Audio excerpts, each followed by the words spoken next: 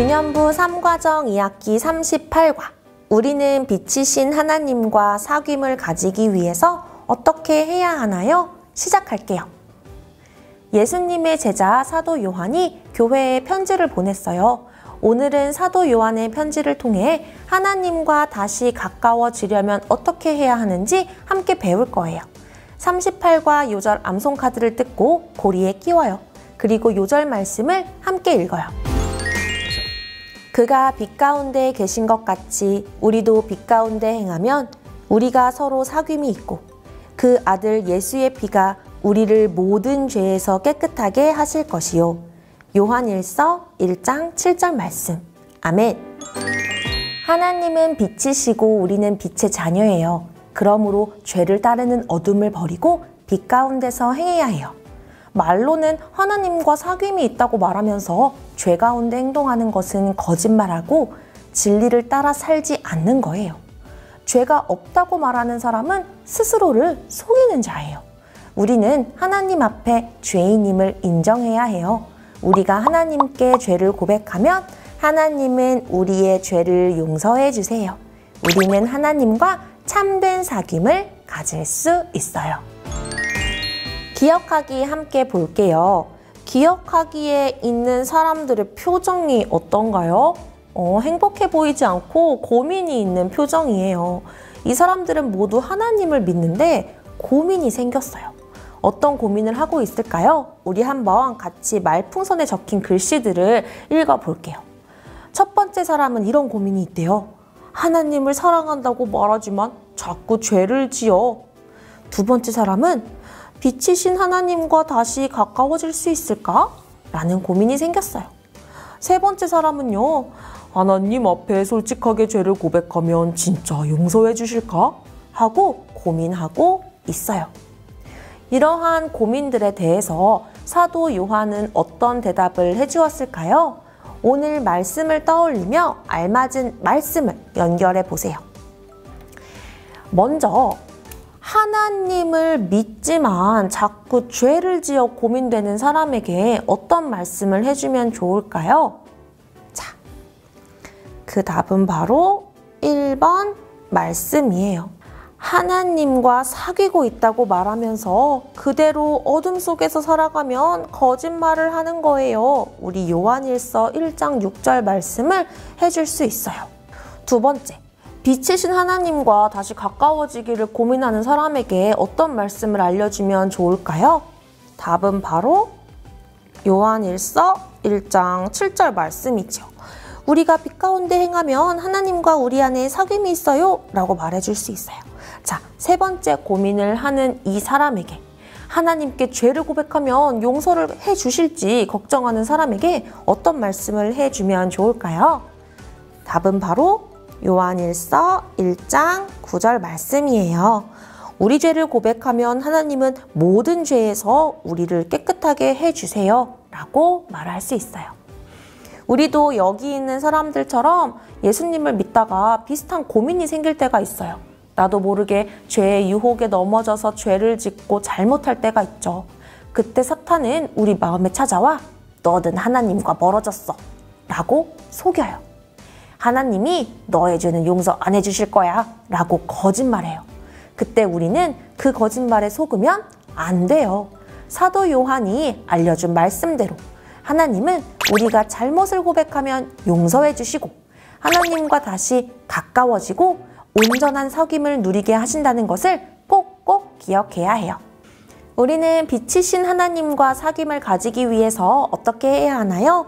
핵심 문장으로 대답해 보세요. 시작! 우리는 죄를 고백하고 빛이신 하나님과 사귐을 가져요. 우리 실천하기 함께 같이 볼게요. 우리는 하나님 앞에서 죄를 지었어요. 표 안에는 죄를 지었을 때 우리가 할 수 있는 여러 가지 모습이 있어요. 죄를 숨기기도 하고요. 다른 사람에게 잘못을 탓하기도 해요. 내가 한 일이 아니라고 거짓말을 하기도 하죠. 또 잘못을 고백하고 바른 길로 돌이킬 수도 있어요. 표 안에 있는 선택을 했을 때 우리와 하나님과의 관계는 어떻게 될지 생각해보고 각 칸에 어울리는 하나님과의 관계 스티커를 부록에서 찾아서 붙여보세요. 먼저 죄를 지었을 때, 죄를 숨긴다면 하나님과의 관계는 어떻게 될까요? 더 가까워질까요? 아니면 온전한 사귐이 있을까요? 아니죠. 맞아요. 마음이 불편하거나 괴로울 거예요. 선생님은 여기다가 괴로워요 스티커를 한번 붙여볼게요. 자, 두 번째. 만약에 내가 한 잘못을 다른 사람 탓을 한다면 하나님과의 관계는 어떻게 될까요? 제 생각에는 하나님과의 관계는 더 멀어지게 될 것 같아요. 그리고 내가 죄를 지었는데 내가 한 일이 아니라고 거짓말하면 또 하나님과의 관계는 어떻게 될까요? 지금 당장은 벌을 피할 것 같지만 하나님과의 관계는 더 멀어지고 그래서 마음이 불편할 거예요. 자, 그렇다면 마지막. 나의 잘못을 솔직하게 고백하고 바른 길로 돌이킨다면, 죄에서 돌이킨다면 하나님과 우리 관계는 어떻게 될까요? 맞아요. 우리와 하나님과의 관계는 더 가까워질 거예요. 혹시 아무에게도 말하지 못한 죄가 있나요? 잠시 눈을 감고 하나님과 멀어지게 만든 죄를 떠올려 보세요. 그 죄가 생각났다면 여기에 있는 십자가에 나의 죄를 적을 거예요. 이 십자가 위에 적은 죄는 아무도 볼 수 없고 오직 하나님만 볼 수 있어요. 그러니까 우리 친구들도 다른 사람 거 보지 말고 자기 죄만 여기에 한번 적어 볼게요. 선생님은 다른 사람을 미워하고 욕하고 정죄한 죄가 있어요.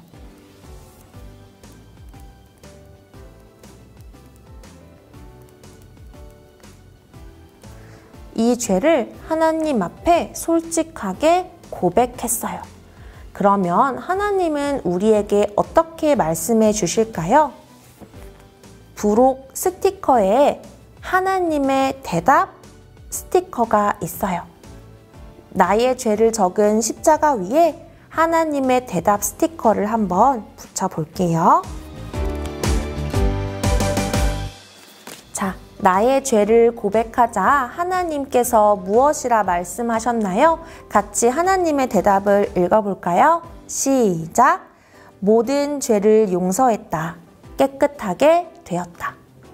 하나님은 우리의 모든 죄를 깨끗하게 하시려고 예수님을 이 땅에 보내주셨어요. 예수님이 우리 죄를 대신하여 십자가에 죽으심으로 우리의 모든 죄는 용서받았어요. 우리는 예수님 덕분에 하나님과 온전한 사귐을 가지게 되었어요. 우리가 다시 하나님과 친해지려면 어떻게 해야 할까요? 우리는 어둠을 떠나 빛이신 하나님에게 나아가야 해요. 우리의 잘못을 하나님께 솔직하게 고백하면 사랑이 많으신 하나님은 우리 죄를 용서해 주세요. 언제나 이 사실을 기억하기로 다짐하며 함께 외쳐요. 시작! 죄를 고백하고 하나님과 가까워지자.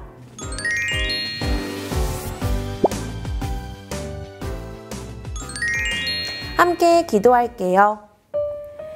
하나님 아버지, 우리를 하나님 자녀로 불러주셔서 감사합니다. 우리는 때로 죄를 짓고 잘못할 때가 있어요. 죄 때문에 걱정되고 두려운 마음이 생길 때 죄를 숨기고 거짓말하는 것이 아니라 하나님 앞에 죄를 솔직하게 고백할 수 있는 용기를 주세요. 하나님과 더 가까워지는 우리가 되게 도와주세요. 예수님의 이름으로 기도합니다. 아멘.